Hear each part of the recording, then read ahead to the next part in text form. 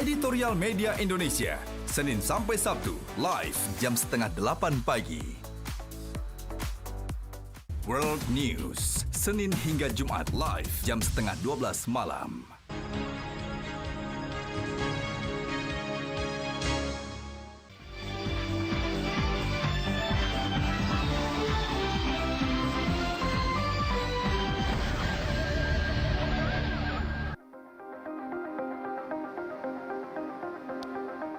The super blood moon phenomenon that occurs once every 195 years was visible and observed by Greece Meteorological, Climatological and Geophysics Agency. In Greece, the supermoon was seen rising behind the columns of the ancient marble temple of Poseidon at Cape Sunion, about 70 kilometers south of Athens.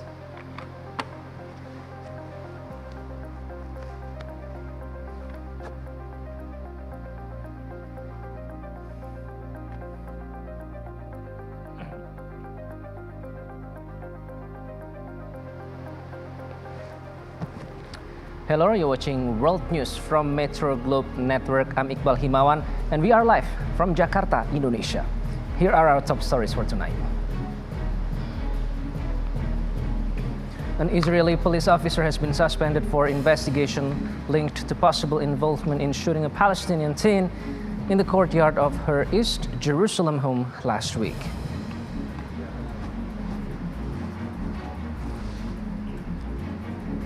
Malaysia is hit by a COVID cases boom. New COVID-19 cases climbed to nearly 8,000 Thursday.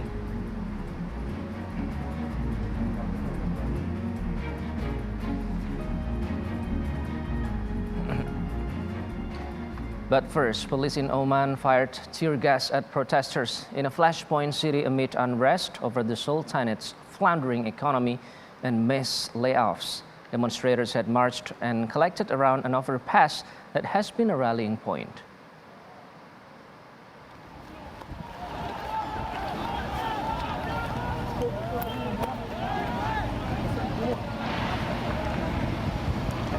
Activists posted videos online showing some demonstrators scattering as tear gas fumes rose in the air.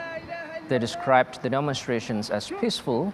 The video showed they had shut down a major thoroughfare of the city.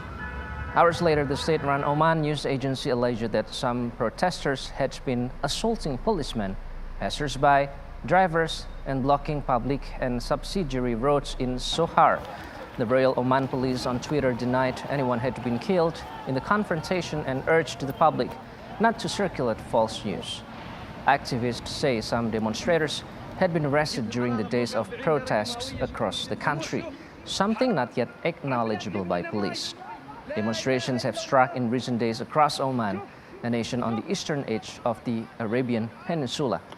Oman already faced economic trouble with tens of billions of dollars of outstanding debts and trouble finding enough work for its young people. Then came the coronavirus pandemic and repeated lockdowns that followed, further depressing growth in this nation of 4.5 million people on the eastern edge of the Arabian Peninsula.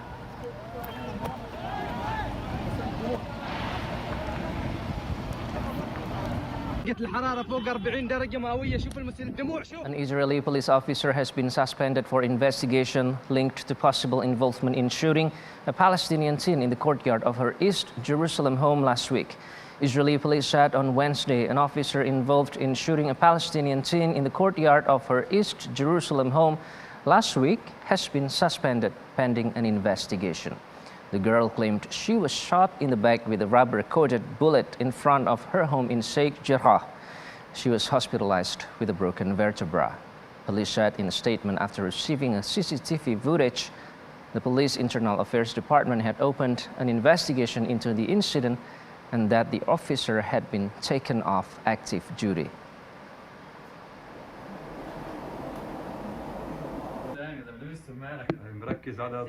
Gunfire erupted Wednesday at a rail yard in San Jose. Multiple people were killed and wounded, and that the suspect was dead. The shooting took place around 6:30 a.m. at a light rail facility next door to the sheriff's department and across a freeway from the airport. An employee opened fire Wednesday at a California rail yard, killing 8 people before taking his own life as law enforcement rushed in. The shooting took place around 6:30 a.m. in 2 buildings that are part of a light rail facility for the Valley Transportation Authority, which provides bus, light rail, and other transit services throughout Santa Clara County, the most populated county in the San Francisco Bay Area. A man wounded in the attack was in critical condition at Santa Clara Valley Medical Center. The attacker was identified as 57-year-old Sam Cassidy, according to 2 law enforcement officials. Investigators offered no immediate word on a possible motive. The shooting tragedy also happened in Texas. 3 people are dead and a 4th person was injured after a shooting was reported at an apartment complex in Arlington, Texas, near Dallas. The Arlington Police Department has released few details about the Wednesday morning deaths, but say they are not searching for a suspect. Video from KDFW showed a red car with a shattered side window blocked off by crime scene tape in the apartment's parking lot. Police did not immediately release details on the nature of the 4th person's injuries or their condition.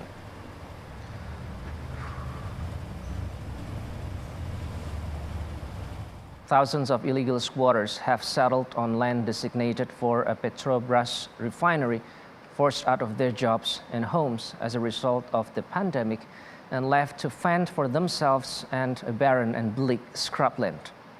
The giant Brazilian oil company had planned to build a major refining facility there before the start of the pandemic last year. The tents and makeshift structures made from wood and tin scraps are teeming with over 3,000 displaced people with little access to water or electricity. Many of the residents of the makeshift community were forced into the camp by circumstances beyond their control. Payments to the poor and unemployed reached almost 68 million people last year, but were cut off or reduced by the government in December. Community activists and union leaders supported by the move by displaced families to set up on the oil company's land in spite of state delegates' threats to have them removed. They say they will stay until they are provided with alternative housing by the government.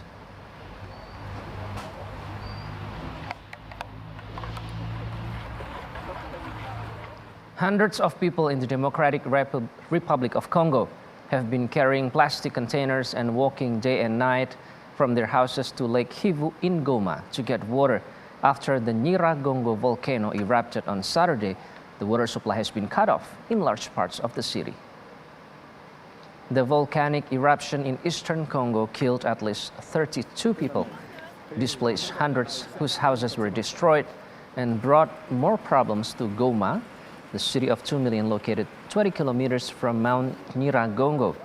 With little warning, Mount Nyiragongo turned the dark sky fiery red on Saturday night and then spewed torrents of lava into villages, destroying more than 500 homes.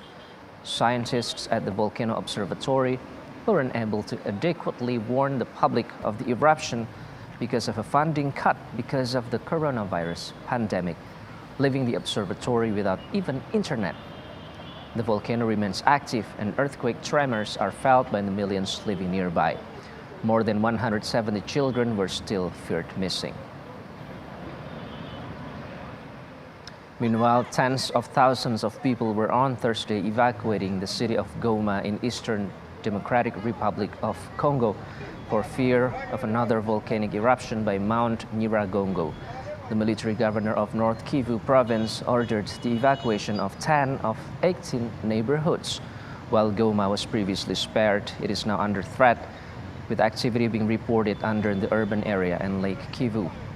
An eruption under Lake Kivu could also have harmful consequences by leading to the explosion of gas in the lake, which could destroy parts of Goma and Gisenyi in neighboring Rwanda.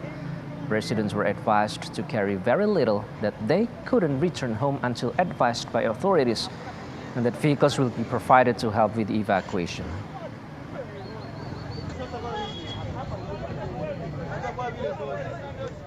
Malaysia hit by a COVID cases boom. New COVID-19 cases climbed to nearly 8,000 Thursday. Malaysian Health Director General Nur Hisham Abdullah reported 7,857 new infections, a new daily record that pushed the country's total cases to more than 500,000. It marked the third straight day where daily cases soared above 7,000. Total deaths have also spiked to beyond 2,300. The Health Ministry issued posters on social media earlier Thursday, calling for medical officers, dentists, nurses, and technicians, among others, to volunteer their services in the fight to contain the pandemic. While volunteers will not be paid, Nur Hisham tweeted that they are sorely needed to alleviate the burden of health workers nationwide. Malaysia's daily cases have accelerated after the Muslim Eid festival, despite a one-month near lockdown until June 7, and officials warn of further spikes. The country has tightened movement restrictions and beefed up its vaccination program.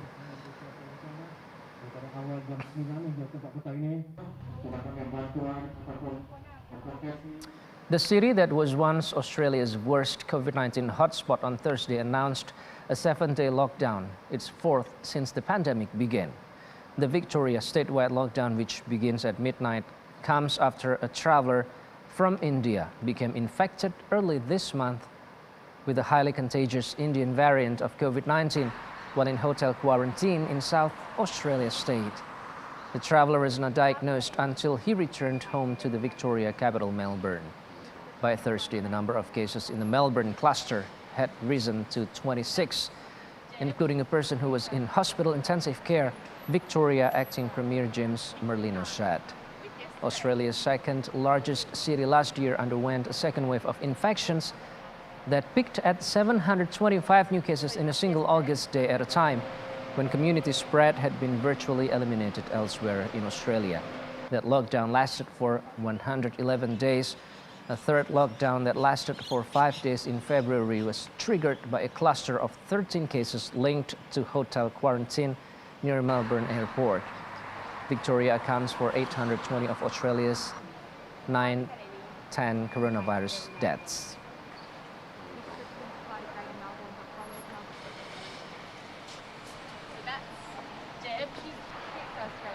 Stay with us, because coming up next on World News. The Duke and Duchess of Cambridge go head-to-head in a land yachting race.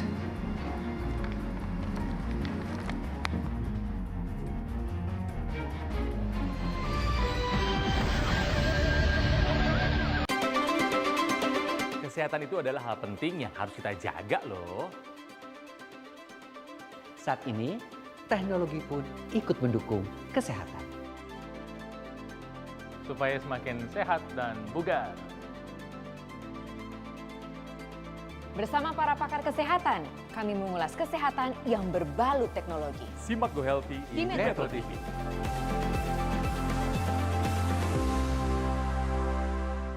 Lampu merah tanda berhenti, lampu kuning harap hati-hati, lampu hijau silakan jalan lagi, lampu nggak nyala traffic light-nya Itu kan tentang kedisiplinan kan? Iya. Nanti kalau dia mencari tahu syairnya, liriknya, kemudian dia terjemahkan, baru dia kaget-kaget bahwa syairnya itu adalah sesuatu yang tidak Kick pantas. Andy, selamatkan anak Indonesia.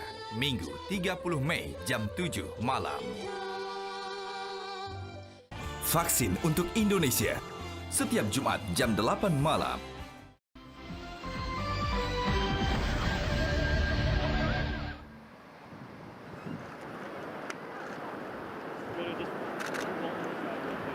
And here's the video when the Duke and Duchess of Cambridge go head-to-head in land yachting race. Taking a respite from their normal duties, the royal couple headed to West Sands Beach in St. Andrews, the town where they first met at university 20 years ago.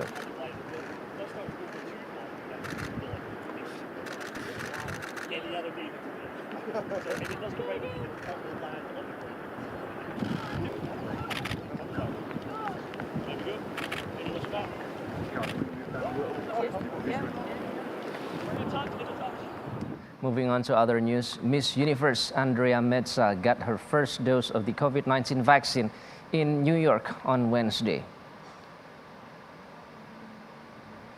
Andrea Meza, who is from Mexico, said she really wanted to get the vaccine so that she could interact with people in her duties as Miss Universe. She also said that taking her vaccine in front of the press was her way of giving confidence to those who are hesitant about getting the vaccine. She's doing it because it's her way of inviting people to take care of themselves and their families and also others in the society.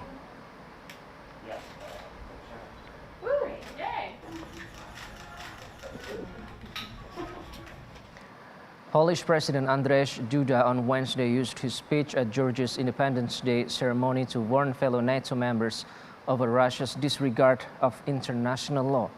Duda also welcomed Georgia's aspirations to join the EU and NATO. He said Georgia has freedom of choice despite aggression from its northern neighbor Russia. The main event, an oath-taking ceremony, took place at Tbilisi's Independence Square. Altogether, 247 recruits took oath in Tbilisi and in Georgia's regions. On his speech, Duda said that they cannot allow any state in the 21st century to pursue an imperialist and aggressive policy in disregard of international law. On 26 May 1918, Georgia adopted the Act of Independence that established the first democratic Republic of Georgia. The independence lasted only 3 years until in 1921 the Russian Red Army occupied Georgia. Georgia regained independence only in 1991 after the demise of the Soviet Union.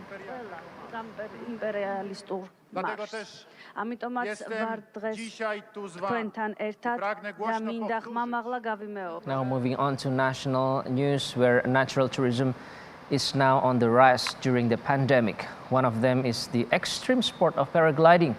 In Semarang Regency, a group of paragliders like to take off from Gajah Mountain to enjoy the panoramic view from above. Our reporter Wildan Indrawan experienced this, and here's his story.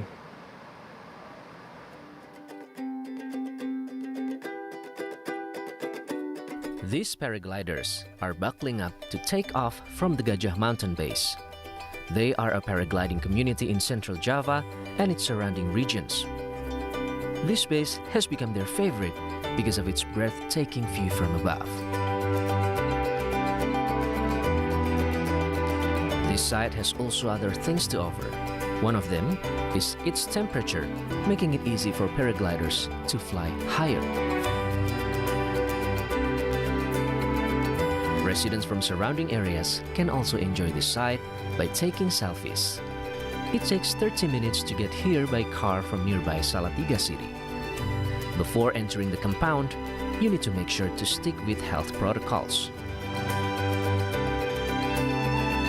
Not many people are aware that the tourist spot located in Banyubiru, Semarang has been open for visitors since September last year.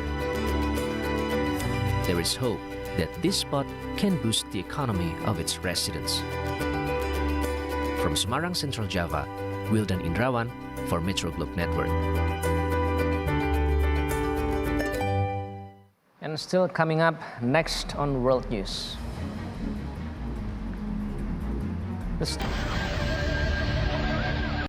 Berbagi cerita seputar masalah kesehatan langsung dari sumbernya. Setelah makan, kok kayak rasanya kelengan gitu, kayak gempa. Di dada saya ini kayak ketarik-tarik. Kreatinnya juga tinggi, sampai akhirnya dirawat. Selalu ada notebook, LDL-nya tinggi, gitu. Bagaimana cara agar kesehatan kita tetap terjaga? Apa saja solusinya? Saksikan Go Healthy di Metro TV. Lifestyle, fashion, kuliner, traveling, arsitektur. Segala ide kreatif serta hal-hal menarik dari berbagai daerah di Eropa kami hadirkan di ruang keluarga Anda.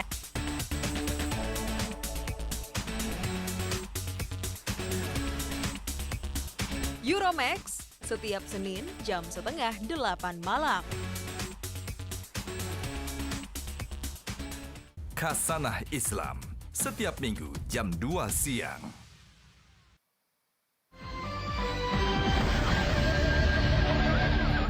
To wrap up our show tonight, we present you with our top entertainment news, where star of Fast and Furious 9 faces backlash John Cena in Beijing for his comments. Usher teases his new album, and the mystery in series Cruel Summer continues. And that's it for World News tonight. I'm Iqbal Himawan. Thank you for watching, and always watch World News from Metro Globe Network.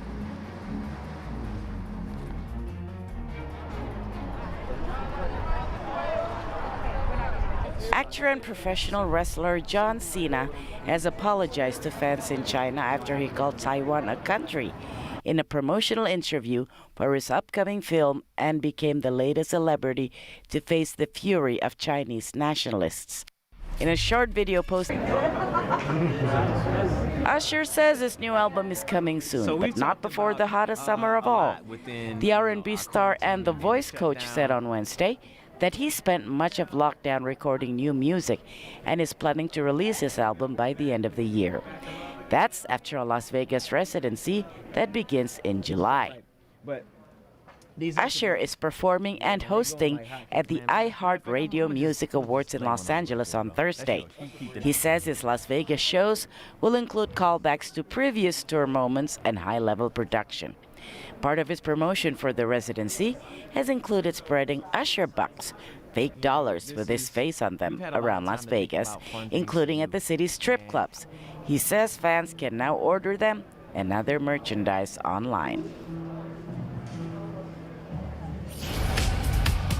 Jeanette, right?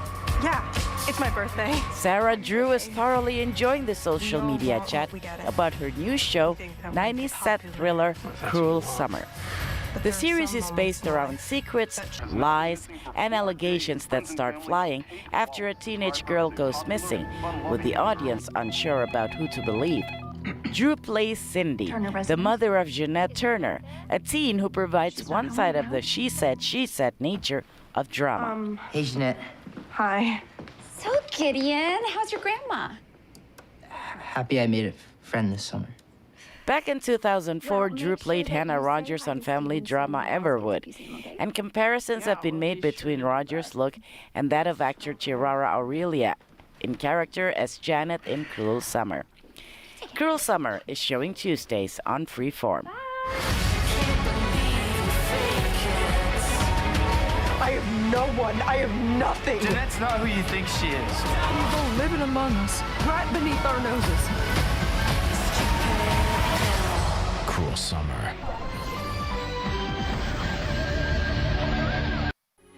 Metro TV.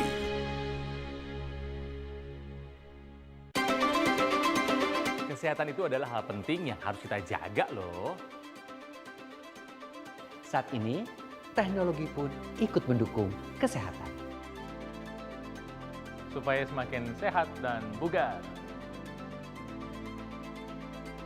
Bersama para pakar kesehatan, kami mengulas kesehatan yang berbalut teknologi. Simak Go Healthy di Metro TV.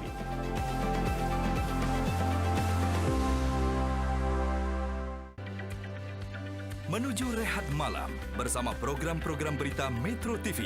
Rangkuman berita pilihan hari ini di dalam negeri dan mancanegara. Saya Iqbal Himawan akan menemani Anda dalam program Top News. Laporan perkembangan terkini serta dari dunia olahraga. Jumpa lagi di Metro Sport. Selamat malam pemirsa Metro Malam, kembali hadir menjumpai. Kami dampingi Anda menutup hari, memastikan malam Anda terisi dengan informasi yang baik dan terkonfirmasi. Metro TV, knowledge to elevate. Disiplin pakai masker. Hindari risiko sangat tinggi penularan COVID-19 saat tidak memakai masker. Risiko penularan tinggi saat orang sakit tanpa masker berinteraksi dengan orang sehat dengan masker. Risiko penularan sedang jika orang sakit yang memakai masker berinteraksi dengan orang sehat tanpa masker. Dan risiko rendah saat keduanya memakai masker. Memakai masker dapat menurunkan risiko terinfeksi virus corona. Ayo pakai masker sekarang. Beragam info menarik yang dekat dengan kearifan lokal masyarakat Indonesia, kami kemas secara apik, ringan, juga menghibur. Kesadaran untuk mengingat Allah supaya melahirkan ridho. Hati nurani itu akan menjadi saksi.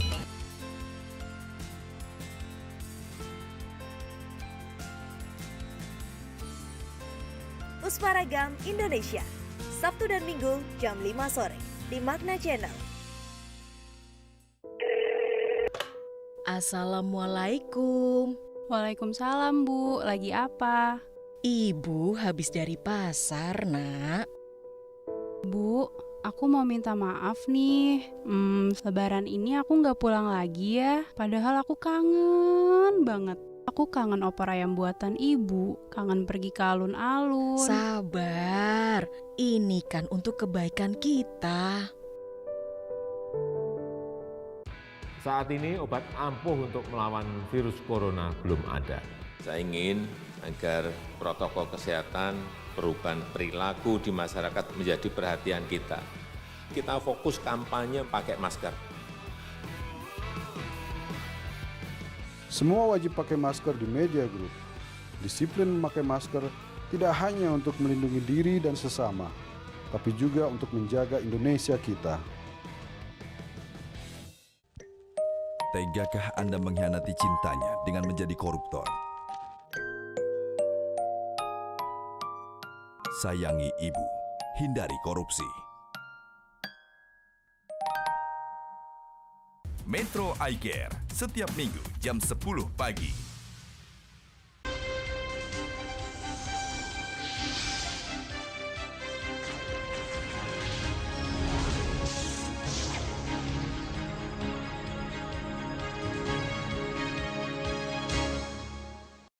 Indonesia tanah air beta, pusaka abadi nan jaya.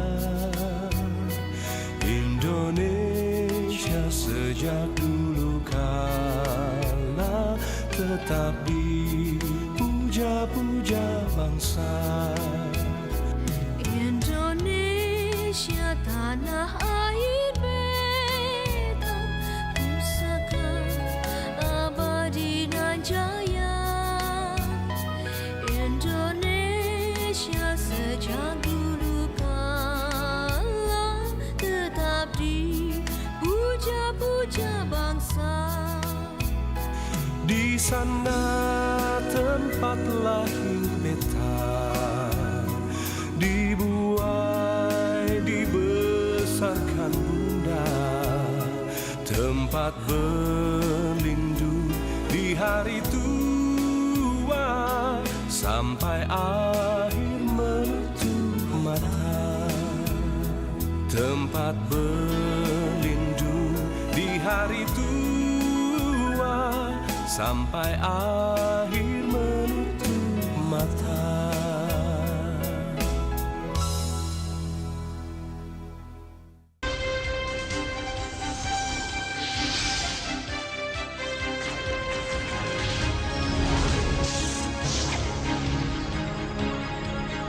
Metro TV, a part of Media Group News.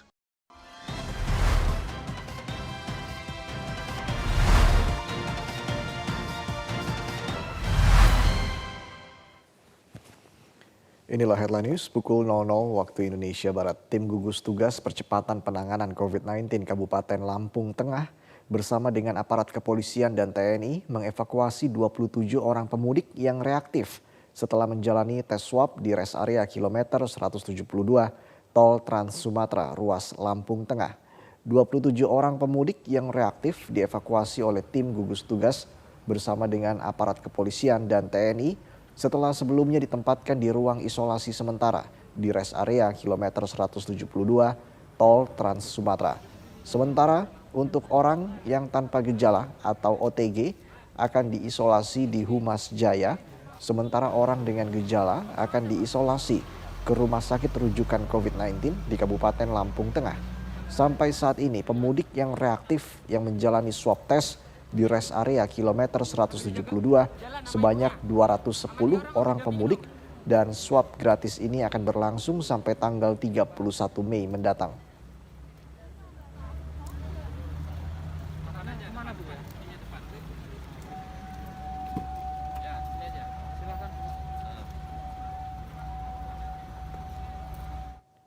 Kejaksaan Tinggi Banten menahan 3 orang tersangka dalam kasus dugaan tindak pidana korupsi pengadaan masker KN95 di Dinas Kesehatan Provinsi Banten. Ketiganya langsung dilakukan penahanan di Rutan Pandeglang, Banten. Setelah melakukan pemeriksaan dan mengumpulkan alat bukti, Kejati Banten menahan 3 tersangka dalam kasus dugaan tindak pidana korupsi di Dinkes Provinsi Banten. Dugaan korupsi bersumber dari APBD tahun 2020 dengan nilai 3,3 miliar rupiah. Berdasarkan perhitungan tim penyidik, kerugian negara ditaksir mencapai 1,6 miliar rupiah. 2 tersangka merupakan pihak pengadaan barang atau swasta, sementara 1 tersangka merupakan pegawai Dinkes Provinsi Banten. Mereka bersama-sama melakukan markup nilai masker per buah. Dalam rancangan APBD, harga per buah masker senilai Rp77.000. Namun oleh para tersangka menjadi Rp120.000 per buahnya. Kejati Banten juga melakukan pemeriksaan terhadap Kepala Dinas Kesehatan Provinsi Banten, Ati Pramuji. Sejauh ini baru 3 tersangka dan masih terus dilakukan pengembangan. Saat ini ketiga tersangka telah ditahan di rumah tahanan Pandeglang. Hasil temuan penyidik ya, setelah melakukan pemeriksaan secara mendalam dan komprehensif ya, dengan mendengar keterangan saksi dan alat bukti lain, ya, tim penyidik menyimpulkan adanya dugaan kerugian keuangan negara ya, sebesar 1,680 miliar rupiah ya, dari nilai proyek atau nilai kegiatan sebanyak 3,3 miliar. Ya. Bakal ada tersangka baru lagi enggak, Pak? Kenapa? Bakal ada tersangka baru lagi. Nanti kita lihat ya. Tentu saya tidak mau berandai-andai. Kami bekerja berdasarkan alat bukti ya. Kami aparat penegak hukum. Tentu pegangan kami, pegangan juridis normatif, dan tentu berdasarkan pada alat bukti yang didapatkan selama proses penyidikan ini berlangsung. Demikianlah Headline News. Headline News akan kembali 1 jam mendatang.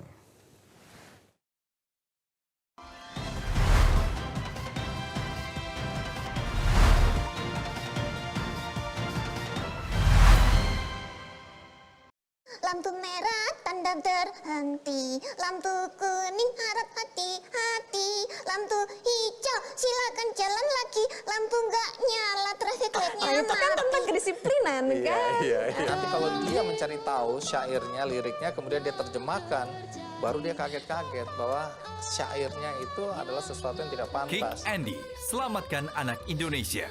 Minggu 30 Mei jam 7 malam. Metro TV hadir di mana peristiwa terjadi. Bekerja dengan identitas yang jelas. Dan mampu beradaptasi dengan teknologi terbaru.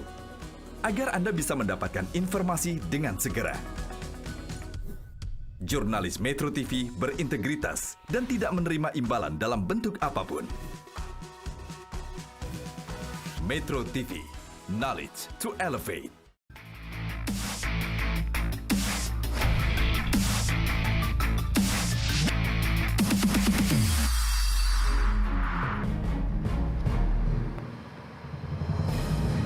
Hello and good evening. I'm Fifi Aleda Yahya.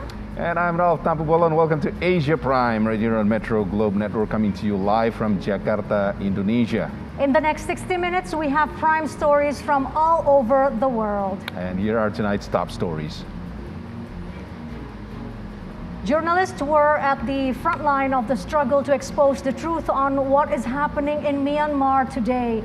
The brazen violence, intimidation, and harassment by the military authorities only illustrates how powerful exposing the truth can be.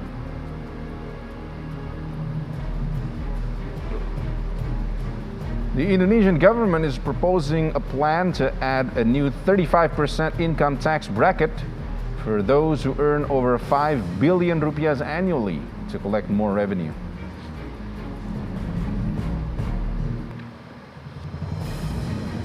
The struggle is real for tourism sector in Indonesia to survive during the pandemic.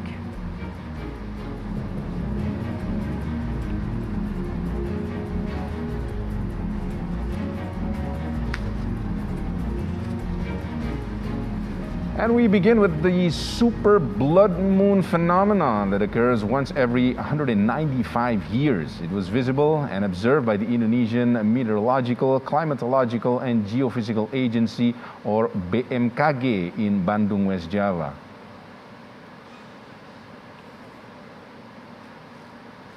The observation was being held in Punclut tourism spot in Bandung, West Java, by using just one pair of binoculars. The BMKG found that the peak of this phenomenon was visible, though not too clearly because of thick clouds. Visitors that came to witness the phenomenon used their own cell phones to record it. Many of them were excited to take pictures of the super blood moon in the background. Meanwhile, in Jepara, Central Java, some university students performed lunar eclipse sunnah prayers, done as a form of gratitude to the Almighty. Head of the congregation said that praying is a momentum of contemplation. It is usually performed during occurrence of the phenomenon, but because of pandemic at this time, the duration of the prayer was shortened.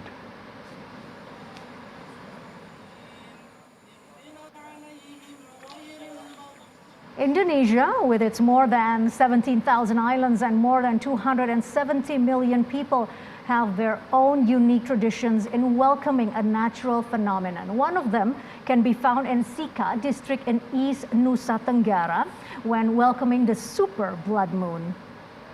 In welcoming the super blood moon, the local residents of Sika district, East Nusa Tenggara, come out of their houses and beat electric poles with sticks. It occurs along the Trans Flores Street.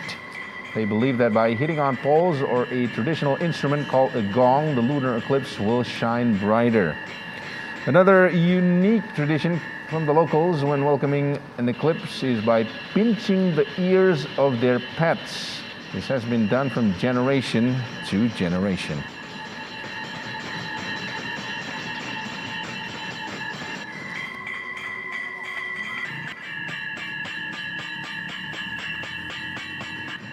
Hundreds of Hong Kong citizens gathered on the waterfront of Victoria Harbour on Wednesday night to watch the lunar eclipse. People across the world stayed up to watch the cosmic event called a super blood moon, a combination of a total lunar eclipse and a brighter than usual super moon. Crowds were seen on the Kowloon side of the iconic harbour as the lunar eclipse was expected to be visible from an unobstructed vantage point looking east or southeast. People of all ages and families took the opportunity to gather outdoors, with Hong Kong's coronavirus situation improving. Some of them arrived as early as late afternoon to get a good position. It was the first total lunar eclipse there in more than 2 years.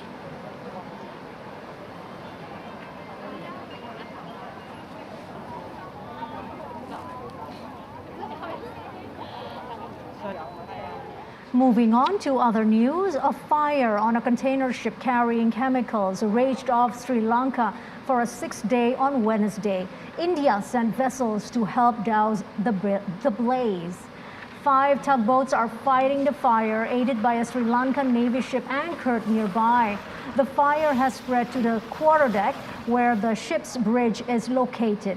Crew members, salvage workers, and firefighters evacuated the ship on Tuesday after an explosion. Several containers also tumbled into the sea. The ship is now leaning to the right due to rough seas caused by the prevailing bad weather. Some of the fallen containers are believed to have sunk, while cautioning fishing boats to avoid the area. India has deployed 3 ships, 1 tugboat, and a Dornier aircraft to help firefighting and pollution control on the request of Sri Lankan authorities. The first vessel arrived in the capital Colombo on Tuesday night.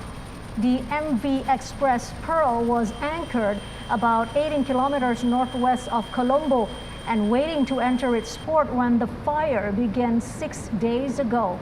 The Navy believes the fire was caused by chemicals being transported on the Singapore-flagged ship.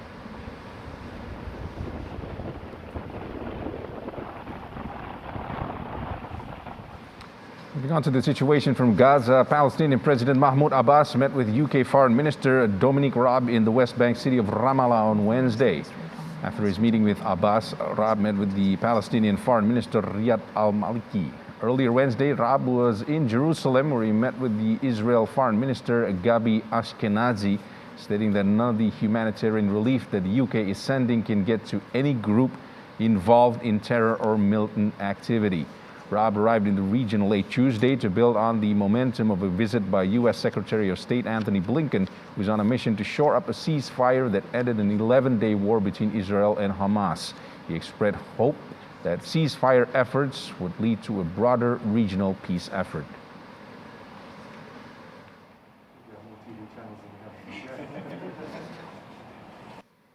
Indian farmers took to the streets on the outskirts of New Delhi to voice their protest against the government's new agricultural reforms. Multiple rounds, on talks between the government and farmers have failed to end the stalemate. The protesting farmers have rejected an offer from the government to put the laws on hold for 18 months, saying they want a complete repeal. The legislation is now clear on whether the government will continue to guarantee prices for certain essential crops. This is a system that was introduced in the 1960s to help India shore up its food reserves and prevent shortages. Farmers also fear that the legislation signals the government is moving away from a system in which an overwhelming majority of farmers sell only to government-sanctioned marketplaces. They worry this will leave them at the mercy of corporations that will have no legal obligation to pay them the guaranteed price anymore.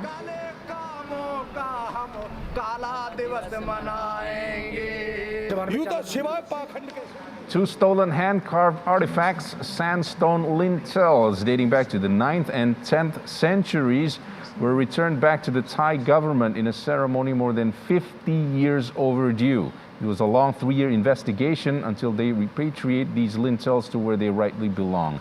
The 680-kilogram antiquities had been stolen and exported from Thailand half a century ago and donated to the city of San Francisco. They had been exhibited at the San Francisco Asian Art Museum. San Francisco agreed to hand over the ancient sandstone slabs, which had been structural parts of religious sanctuaries in northeastern Thailand, following a 3-year investigation by the U.S. Department of Homeland Security and a civil lawsuit. Records show that the lintels had been obtained by a collector in galleries in London and Paris in the 1960s, according to the civil complaint. The collector was apparently aware that at least one of the lintels had been illegally taken out of Thailand, the complaint states. Meanwhile, the Thai government had been trying to get the museum to return the artifacts since 2016 to no avail.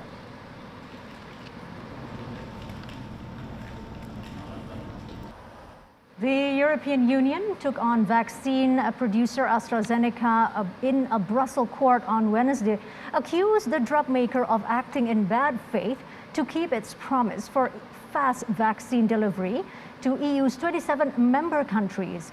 The European Union took on vaccine producer AstraZeneca in a Brussels court on Wednesday, accused the drug maker of acting in bad faith by providing shots to other nations when it had promised them for fast delivery to EU's 27 member countries. During an emergency hearing, the EU asked for shipment of missing doses to the region and accused AstraZeneca of postponing deliveries so Anglo-Swedish company could service others and in Britain in particular. AstraZeneca lawyers denied any wrongdoing and said the pharmaceutical firm has always done its best to fulfill delivery commitments. AstraZeneca's contract with the European Commission and EU's executive arm foresaw an initial 300 million doses being distributed with an option for another 100 million. The doses were expected to be delivered throughout 2021, but only 30 million were sent during the first quarter. The Commission wants the court to order the delivery of an additional 90 million doses by the end of June and the delivery of the remaining 180 million doses by the end of third quarter of 2021. And AstraZeneca's lawyers said it's impossible for the company to meet the deadline and accused the commission of trying to change the terms of their contract.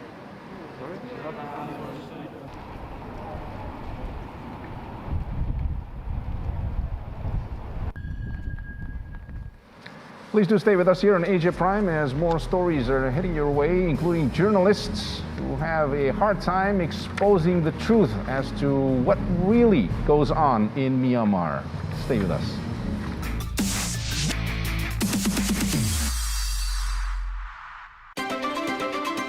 Kesehatan itu adalah hal penting yang harus kita jaga loh. Saat ini, teknologi pun ikut mendukung kesehatan. Supaya semakin sehat dan bugar. Bersama para pakar kesehatan, kami mengulas kesehatan yang berbalut teknologi. Simak Go Healthy di Metro TV.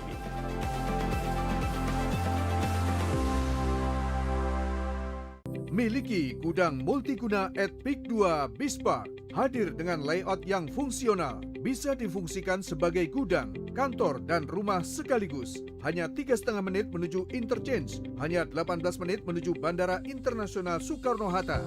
Miliki gudang multiguna ukuran 6x20 meter dengan harga spesial 2,5 miliar rupiah. Kunjungi show unit kami, hubungi 021 588 8000. Dokter, kamu mau apa? Mau suntik Kang Andi lewat encus. Kick Andy, selamatkan anak Indonesia. Minggu 30 Mei jam 7 malam. Editorial Media Indonesia. Opini surat kabar terpercaya hadir di pagi hari Anda. Membahas isu secara tajam dan mengulas peristiwa dengan lebih mendalam. Tampil matang dengan dialog interaktif.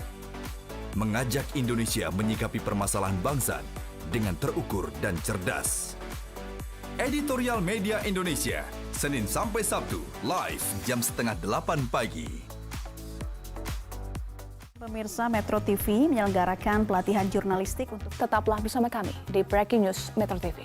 Dengarkan Metro TV di radio, more than just news. Streaming sekarang di metrotvnews.com dan medcom.id.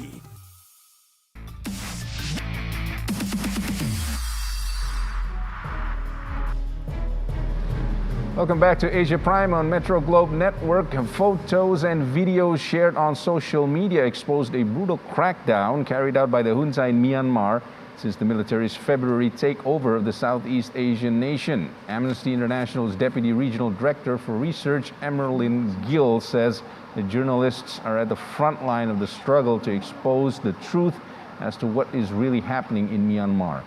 The brazen violence, intimidation, and harassment the military authorities leveled at them only illustrates how powerful exposing the truth can be.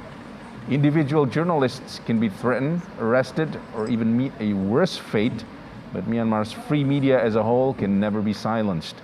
Now, according to the most recent figures from the Assistance Association for Political Prisoners of Burma, as of May 21st, 88 journalists have been detained since the February 1st coup. More than half remain in detention and 33 are in hiding. Dozens have fled the country or have sought refuge in territories controlled by ethnic armed organizations. 2 journalists have been injured by gunshots while covering protests. Amnesty International says the Myanmar military authorities should immediately drop the charges against journalists.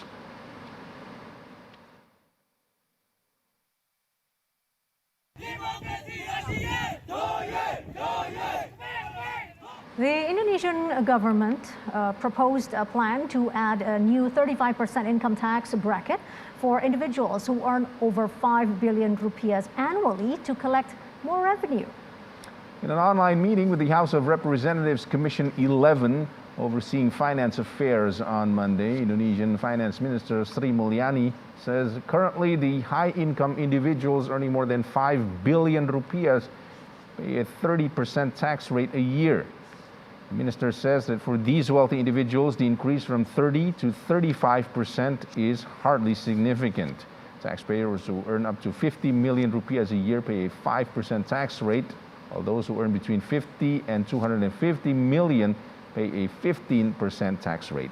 Meanwhile, taxpayers whose salaries are between 250 million rupiah and 500 million rupiah only pay a 30% tax rate per year.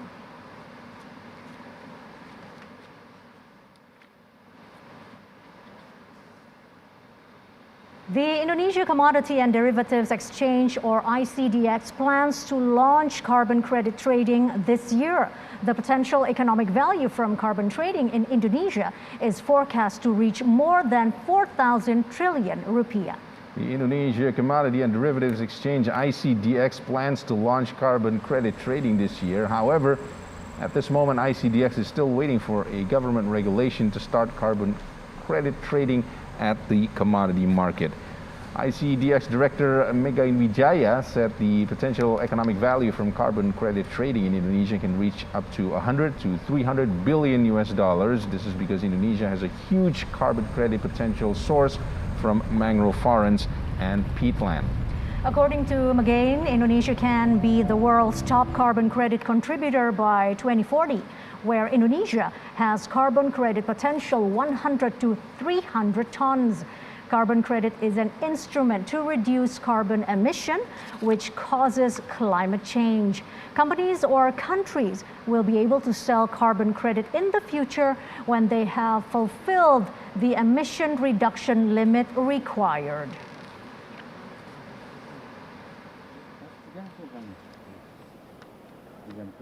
The progress of the Indralaya Prabu Mulih highway construction in South Sumatra has reached 35%. It is 65 kilometers in length and is part of the Trans-Sumatra Highway. The construction of Indralaya Prabu Mulih Highway started on July last year. The steel poles, which are the base of the highway construction, were built in the Ogan Ilir district. Overall, progress of the construction has reached 25%, with 35.8% of the roadway finished. Contractor PT Hutama Karya is optimistic that the project, valued at 6.7 trillion rupiah, will be finished on schedule. The Indralaya Prabu Mulih Highway is scheduled to be ready by the second quarter of next year.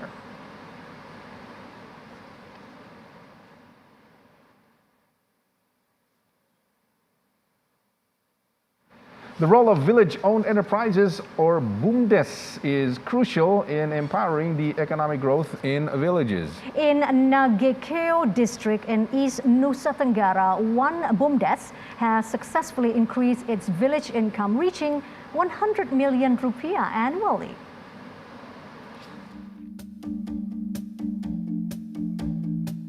During the pandemic, some villages in Indonesia struggled to survive in the economy. But the regionally owned enterprise in the district of Kota Wuji Barat, aptly called Pelita, which means light, is proven successful in influencing local cultures to improve the wealth of its villagers. The enterprise now has the ability to process the residents' harvest of cocoa crops with a value of up to 100 million rupiah per year. The initial capital was 225 million rupiah, enough to buy a processing machine and train employees. Now, it can produce up to 300 chocolate bars a week.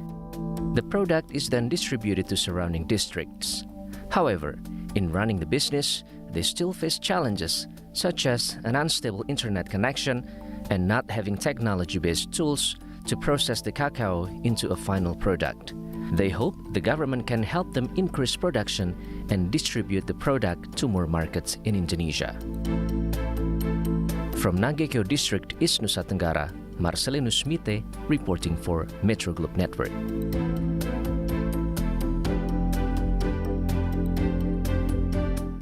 There is a new technology for the recovery of COVID-19 patients. It is developed by 3 university lecturers in Surabaya, East Java.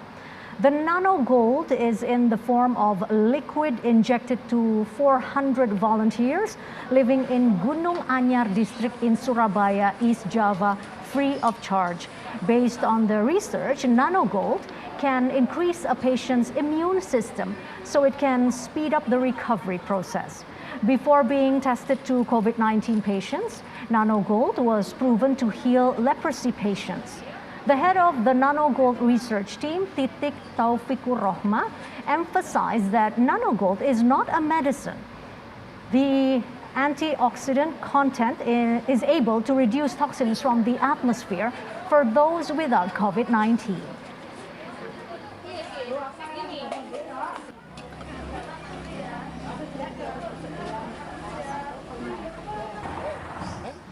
Jambi Nature Conservation Agency has received 2 baby orangutans rescued from smuggling. These 2 baby orangutans aged less than a year, and they were rescued when they were about to be smuggled to the Java Island from Sumatra. The orangutans were rescued by Bengkulu Nature Conservation Agency's officers on their way to the Bakauheni seaport in Lampung.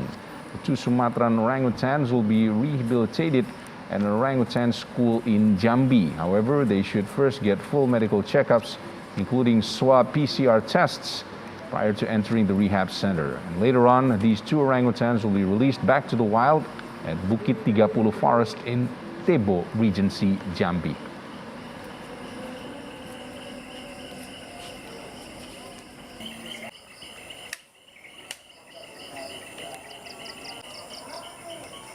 More to come on Asia Prime. Please stay with us on Metro Globe Network.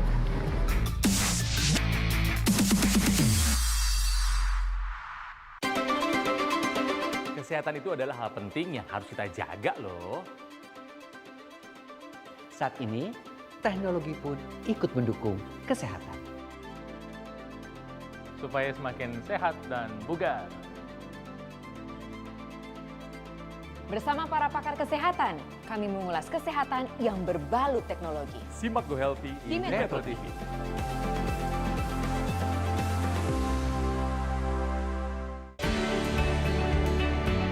Banyak nelayan tidak bisa melaut karena kondisi perahunya tidak layak pakai. Nelayan membutuhkan perahu yang berkualitas agar mereka bisa kembali produktif. Melalui program Susi Cek Ombak, saya Susi Pujiastuti mengajak Anda berdonasi melalui rekening Yayasan Benih Baik Indonesia, Nelayan Berseri Laut Lestari. Metro TV menyelenggarakan pelatihan jurnalistik untuk tetaplah bersama kami di Breaking News Metro TV. Dengarkan Metro TV di radio, more than just news. Streaming sekarang di metrotvnews.com dan medcom.id.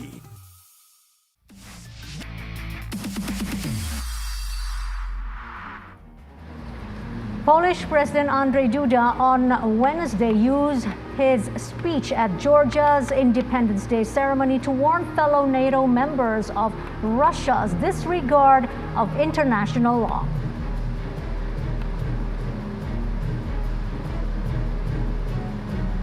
In Oman, clashes erupted between police and protesters amid unrest over the Sultanate's floundering economy and mass layoffs.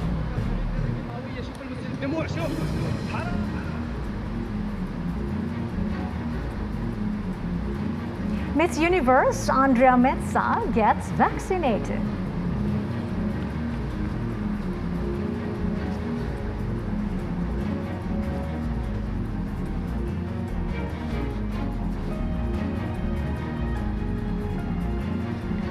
Gunfire erupted Wednesday at a rail yard in San Jose. Multiple people were killed and wounded, and that the suspect was dead. The shooting took place around 6:30 a.m. at a light rail facility next door to the sheriff's department and across a freeway from the airport. An employee opened fire Wednesday at a California rail yard, killing 8 people before taking his own life as law enforcement rushed in. The shooting took place around 6:30 a.m. in 2 buildings that are part of the light rail facility for the Valley Transportation Authority, which provides bus, light rail, and other transit services throughout Santa Clara County, the most populated county in the San Francisco Bay Area. A man wounded in the attack was in critical condition at Santa Clara Valley Medical Center. The attacker was identified as a 57-year-old Sam Cassidy, according to 2 law enforcement officials. Investigators offered no immediate word on a possible motive.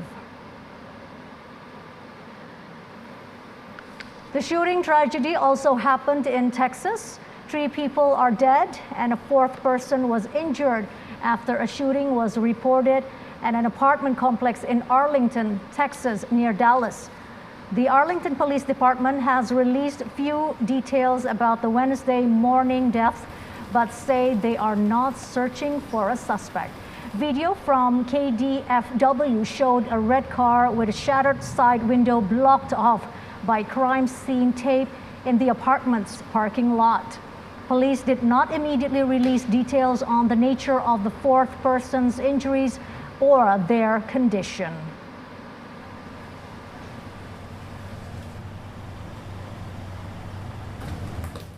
To Central America, families of the 16 people slain in a remote area of central Peru by suspected members of the Shining Path rebel group were laid to rest. Coffins were brought in for some of the dead at the morgue in the town of Picari, not far from where the killings took place in a community in Vizcatan de In.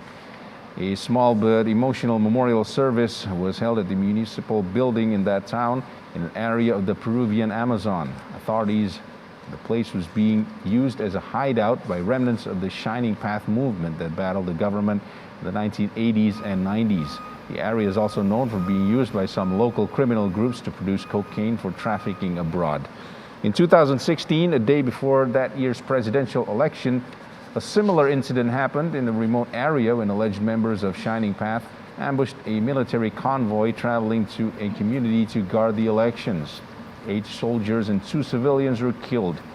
Shining Path is a Maoist-inspired group that began its fight against Peru's government in 1980, but was weakened by the 1992 capture of its leader Abimael Guzman and many of its other leaders.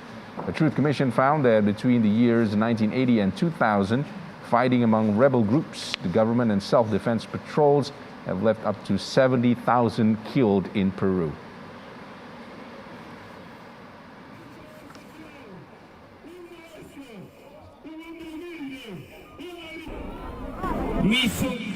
Well, during this pandemic, the tourism industry in Jepara, Central Java, is struggling to survive. Sakuro Village is now striving to recover, especially in implementing health protocols. Here's more.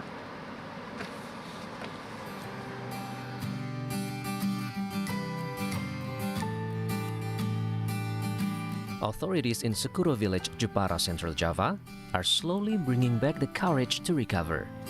Amid the ongoing pandemic, they have started to open tourist sites with strict health protocols. Bouncing back during the pandemic is not easy.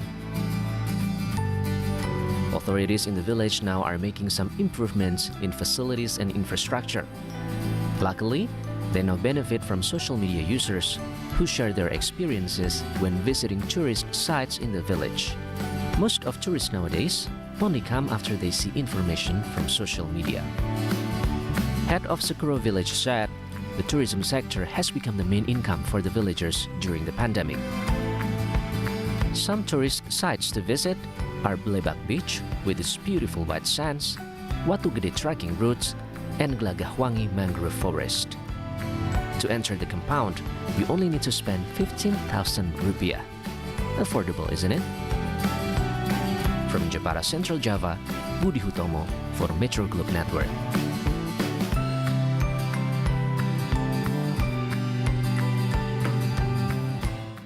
Natural tourism is now on the rise during the pandemic, one of which is the extreme sport of paragliding. In Semarang Regency, a group of paragliders like to take off from Gajah Mountain to enjoy the panoramic view from above. Our reporter Wildan Indrawan experienced this, and here's the story.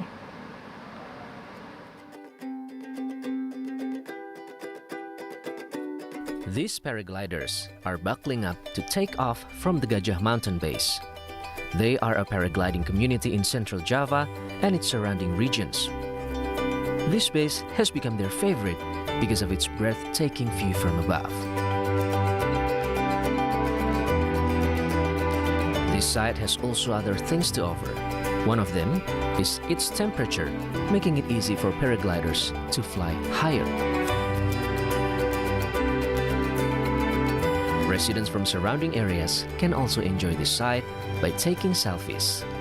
It takes 30 minutes to get here by car from nearby Salatiga city.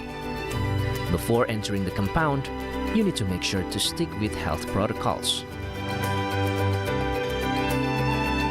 Not many people are aware that the tourist spot located in Banyubiru, Semarang has been open for visitors since September last year. There is hope that this spot can boost the economy of its residents. From Semarang, Central Java, Wildan Indrawan for Metro Globe Network. Indonesia's 2021 Tourism Village Award is a tourism development program initiated by the Tourism and Creative Economics Ministry, flagging Indonesia Rising as its theme. In Bali, Mas Village in Gianyar has to compete against 500 other villages across Indonesia if it wants to be the winner. After visiting Mas Village in Ubud, Tourism and Creative Economics Minister Sandiaga Uno said the Tourism Village Award is one of the ministry's efforts to stimulate tourism villages across Indonesia in becoming better. Mas Village is the nominee of the award because it is popular for having the oldest sculpture tradition, which has begun since 1930. Situated in Gianyar Regency, Mas Village's sculpture products are well known in the European market, which makes the village quite an important tourist destination for foreign tourists in Bali. The village has developed its image digitally by having its own website and YouTube channel providing information about activities conducted in Mas Village. Sandiaga hopes that all villages in Bali can participate in Indonesia's 2021 Tourism Village Award, aimed to generate Bali's economy in the tourism sector. The award will reflect the awakening of economy in the midst of the COVID-19 pandemic that has deeply affected the tourism sector. And we still have more to come on Asia Prime. Please stay with us on Metro Globe Network.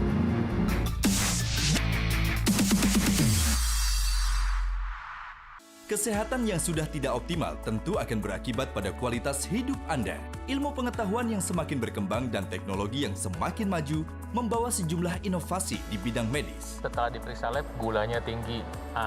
Curiga, hati-hati. Ini adalah salah satu tanda masalah pada jantung. Jangan anggap enteng yang namanya stroke. Halo pemirsa, apa kabar? Senang sekali saya Tantri Murdopo dan juga Kak Ronald bisa kembali menjumpai Anda di Go Healthy, cara tepat hidup sehat. 我们为您报道最新的华语资讯，通过严格的验证和遵守卫生协议，在新的一年，我们更早地为您提供资讯，别错过每周一至周五早上7点的美读新闻。Lifestyle, fashion, kuliner, traveling, arsitektur, segala ide kreatif serta hal-hal menarik dari berbagai daerah di Eropa. Kami hadirkan di ruang keluarga Anda.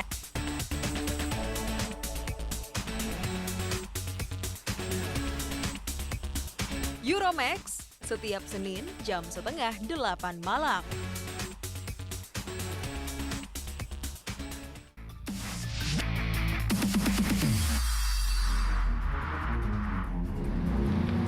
You're watching Asia Prime on Metro Globe Network. Moving on to Oman, where police fired tear gas at protesters in a flashpoint city amid unrest over the Sultanate's floundering economy and mass layoffs.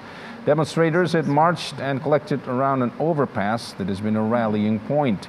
Activists posted videos online showing some protesters scattering as tear gas fumes rose up in the air. They described the demonstrations as peaceful. The video showed they had shut down a major thoroughfare in the city. Hours later, the state-run Oman News Agency alleged that some protesters had been assaulting policemen, passers-by, drivers, and blocking public and subsidiary roads in Sohar. The Royal Oman Police on Twitter denied anyone had been killed in the confrontation and urged the public as to not to circulate false news. Activists say some demonstrators had been arrested during the days of protests across the country, something not yet acknowledged by the police. Demonstrations have struck in recent days across Oman, a nation on the eastern edge of the Arabian Peninsula. It already faced economic trouble with tens of billions of dollars of outstanding debts and trouble finding enough work for its young people. Then came the coronavirus pandemic and repeated lockdowns which followed, thus further depressing growth in this nation of 4.5 million people on the eastern edge of the Arabian Peninsula.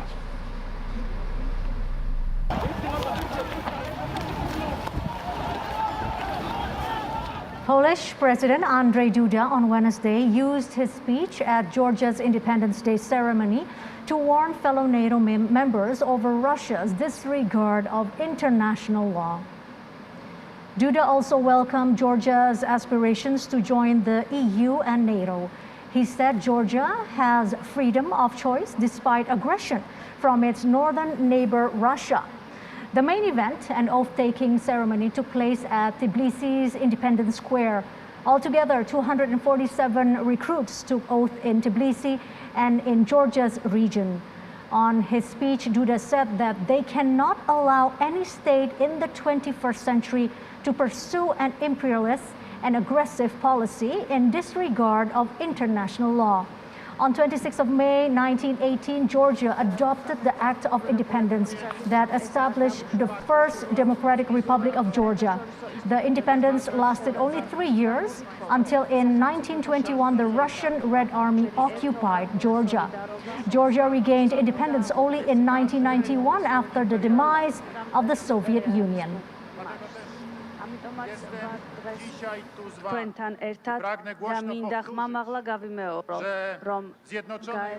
A Dutch court holding the trial of 3 Russians and a Ukrainian charged in the downing of Malaysia Airlines flight MH17 held a site visit to a hangar where the wreckage of the Boeing 777 is stored. The huge case is the first prosecution of suspects in the downing of flight MH17 by a Buk missile fired on July 17, 2014 from a territory in eastern Ukraine that was under control of pro-Russian rebels. All 298 passengers and crew on the Amsterdam KL flight were killed when the missile shattered it mid-air. The council chamber of the District Court of The Hague is made up of different judges to those who are involved in the trial.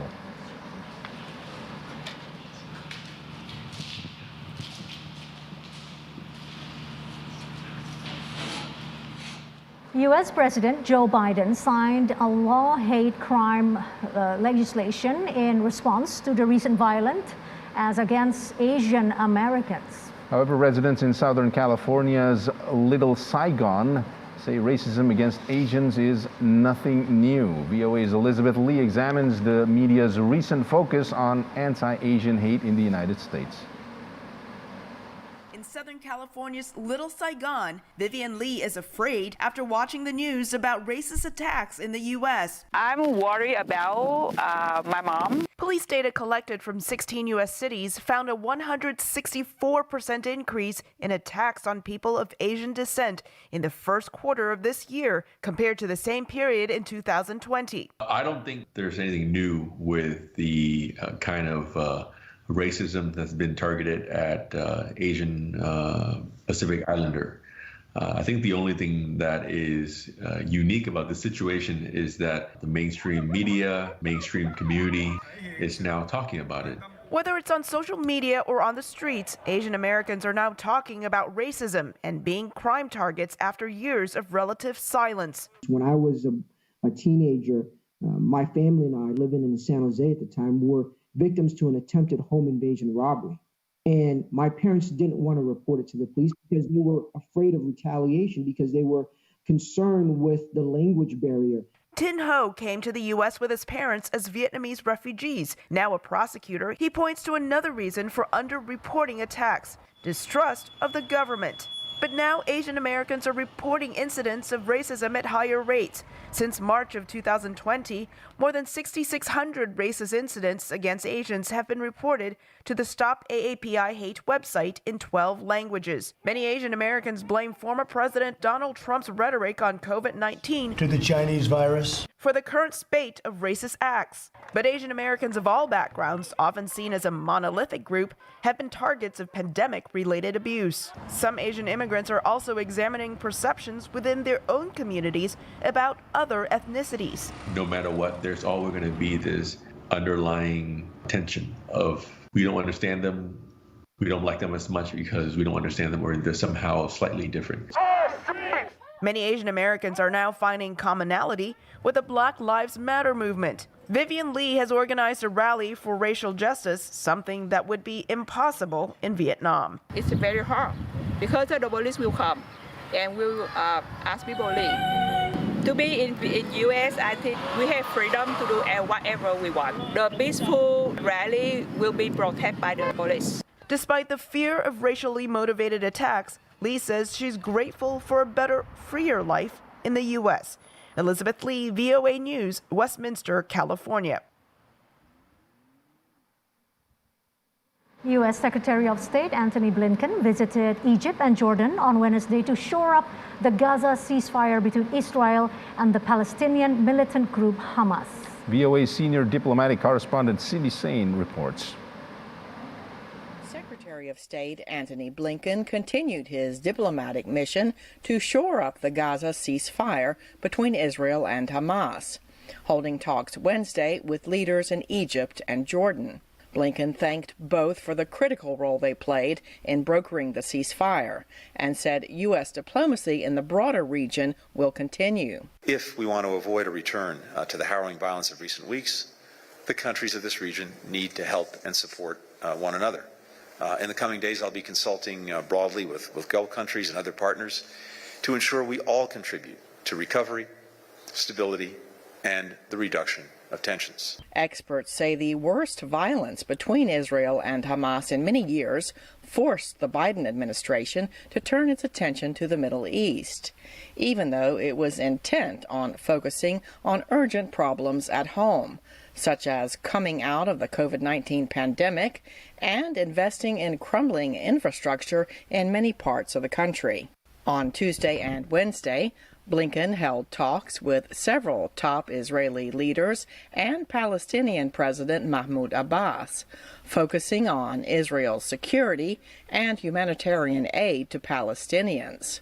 Experts say Blinken's immediate goals for the long-simmering Israeli-Palestinian conflict are modest. In the aftermath of the 11-day war that killed more than 250 people, mostly Palestinians, experts agree that helping to reduce suffering in the Palestinian territories will be a main goal for the U.S. and others. During his visit to Jerusalem, Blinken said leaders on both sides will need to chart a better course by making real improvements in the everyday lives of people in Israel, Gaza, and the West Bank. Cindy Sain, VOA News. And more stories to follow. Stay tuned right here on Asia Prime.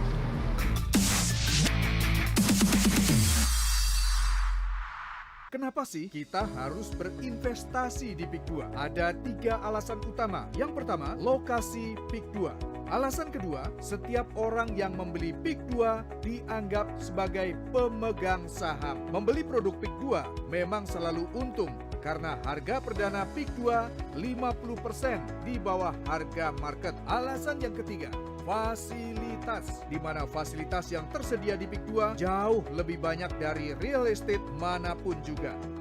Miliki hunian 4,5 kali 10 meter 2 lantai dengan 2 kamar tidur. Promo spesial rumah milenial. Dapatkan produk milenial dengan cicilan DP 5 juta rupiah per bulan. Anda sudah dapat memiliki rumah 2 lantai di PIK 2. Unit terbatas. Free Smart Home selama Mei 2021. Miliki sekarang. Promo ini sangat terbatas yang dapat dihentikan sewaktu-waktu. Hubungi 021 588 8000. Kesehatan itu adalah hal penting yang harus kita jaga loh. Saat ini, teknologi pun ikut mendukung kesehatan. Supaya semakin sehat dan bugar. Bersama para pakar kesehatan, kami mengulas kesehatan yang berbalut teknologi. Simak Go Healthy di Metro TV.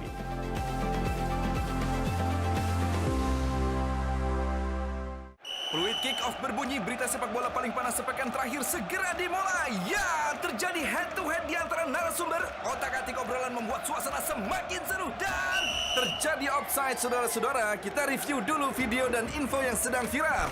Tendangan baru saja dilakukan. Umpan closing, ya dan gol! Berita terlengkap seputar sepak bola dalam dan luar negeri dalam 30 menit. Soccer Time, setiap Jumat jam 10 malam.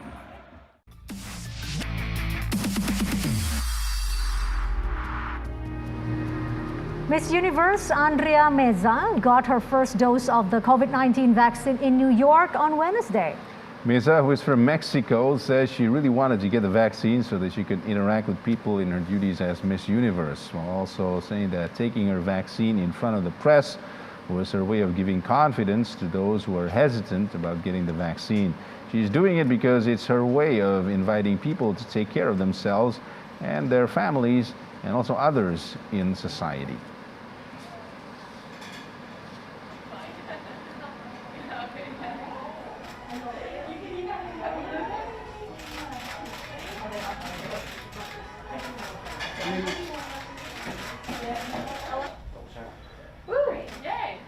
The original Legoland in Billund, Denmark has finally reopened its gates to the public after being closed for more than a year due to the pandemic.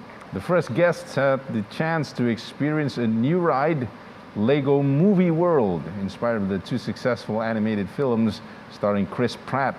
The new experience includes a 5D cinema where audiences can be immersed in the world of the Lego movies thanks to moving seats, wind effects, and certain scents. One of the movie's producers, Matthew James Ashton, and Legoland designer Tom Christiansen tested the ride ahead of the crowds. The Legoland 5D theater will also open in other Legolands around the world.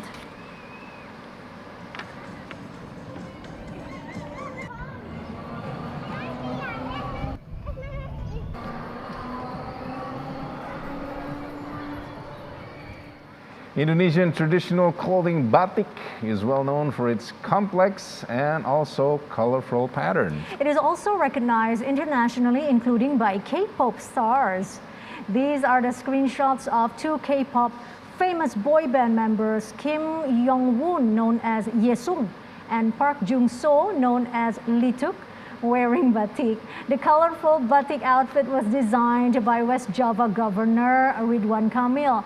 The photo was posted in their personal social media account with caption in Bahasa mentioning Jawa Barat and Ridwan Kamil.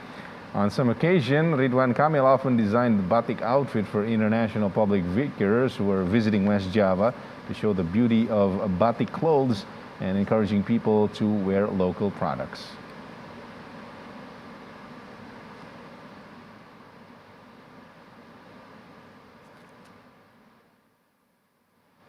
So what's the story behind the latest single from BTS, Butter?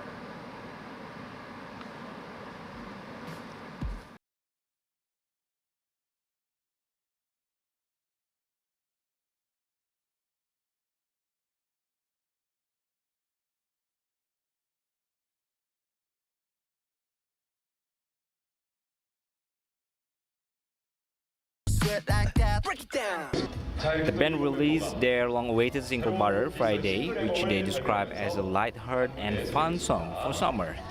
단순히 우리의 음악이 K-팝이라는 단어 안에서 설명될 수 있는가 없는가에 대한 것은 저희도 잘 모르겠지만 이게 저희는 어쨌든 BTS로서 저희가 최선을 다했을 때 나중에 훗날 많은 뭐 기자분들이나 평론가분들께서 평가해 주실 대중들께서 평가해 주실 거라고 생각이 들고요.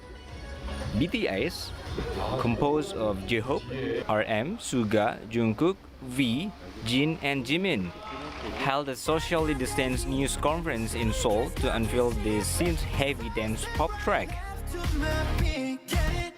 멤버들이 이제 엘리베이터 세트 안에서 각자 자기 느낌대로 살려서 춤을 추는 장면이 있는데 저희가 뮤직비디오 현장에서 즉흥적으로 짠 안무거든요. 아, 즉흥적으로요? 그냥 한 명씩 이제 프리스타일대로 해서 이제 그게 뽑혀진 건데 예. 저희의 이제 개개인의 개성과 매력을 제대로 한번 풍덩 빠져 보시길 바랍니다.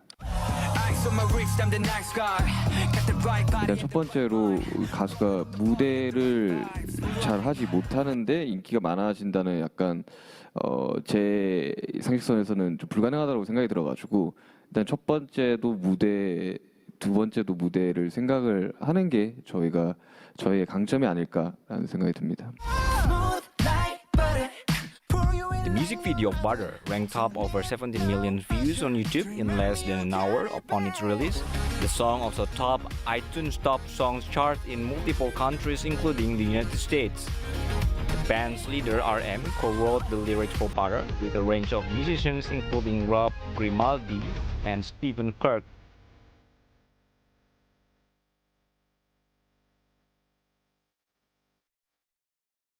BTS took home 4 awards from the 2021 Billboard Music Awards on Sunday: Top Duo Group, Top Song Sales Artist, Top Social Artist, and Top Selling Song. Last year, the band was nominated for 2 categories and won the Top Social Artist Award.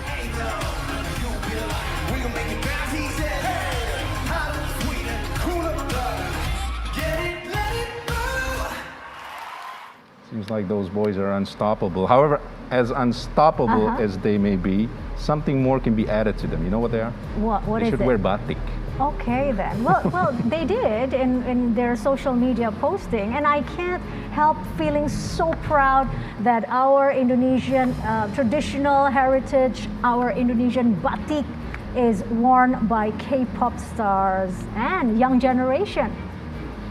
And on that high note, we end Asia Prime tonight. I'm Rauf Tampubolon. And I'm Fifi Aleda Yahya. We hope you had a good evening and see you again tomorrow on Asia Prime, only on Metro Globe Network. Thank you for watching.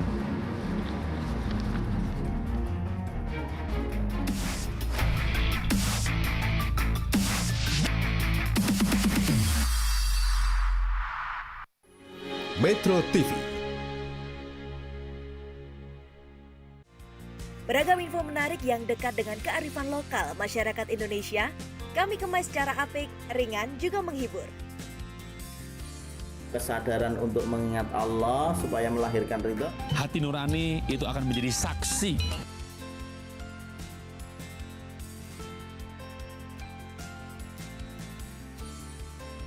Pusparagam Indonesia, Sabtu dan Minggu jam 5 sore di Magna Channel.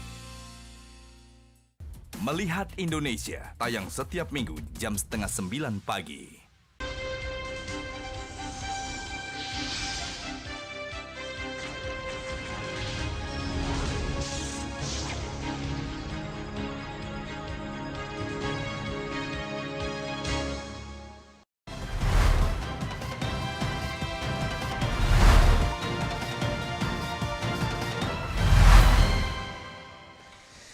Inilah headline news pukul 1